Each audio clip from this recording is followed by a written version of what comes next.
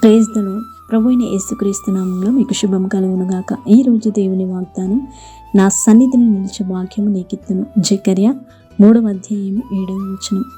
ఆ మహోన్నతుడైన గొప్ప దేవుడు ప్రజలందరికీ సన్నిధిని అనే పరలోక రాజ్యంలో నిలిచే భాగ్యం ఇస్తానని సెలవిస్తున్నాడు. కాబట్టి నా ప్రియ సహోదరి సహోదరులారా, ఈ లోకంలో ఉన్నప్పుడు ఆయన సన్నిధిని వెదికే వారుగా మనం ఉండాలి.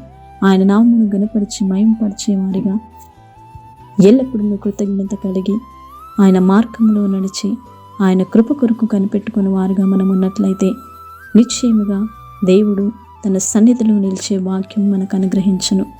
ఆయన సన్నిధిలో నిత్యమైన సంతోషం, ఆనందం, సమాధానం కలుగును. ఆయనను వెంబడించే వారందరికీ ఆయన అనుగ్రహించే గొప్ప దేవుడై ఉన్నాడు.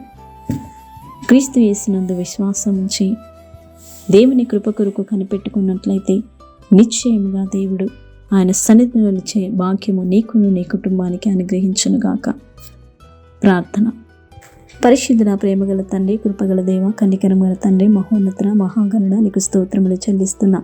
మా పూర్ణ మనసుతో, పూర్ణ బలముతో, పూర్ణాత్మతో నిన్నే సేవించే కృపను మాకు అనుగ్రహించండి. నీ సన్నిధిలో నిలిచే భాగ్యం ప్రతి ఒక్కరికి మీరే అనుగ్రహించమని మహోన్నతుడైన యేసుక్రీస్తు నామంలో ప్రార్థించి అడిగి వేడుకుంటున్నాము తండ్రి. ఆమేన్.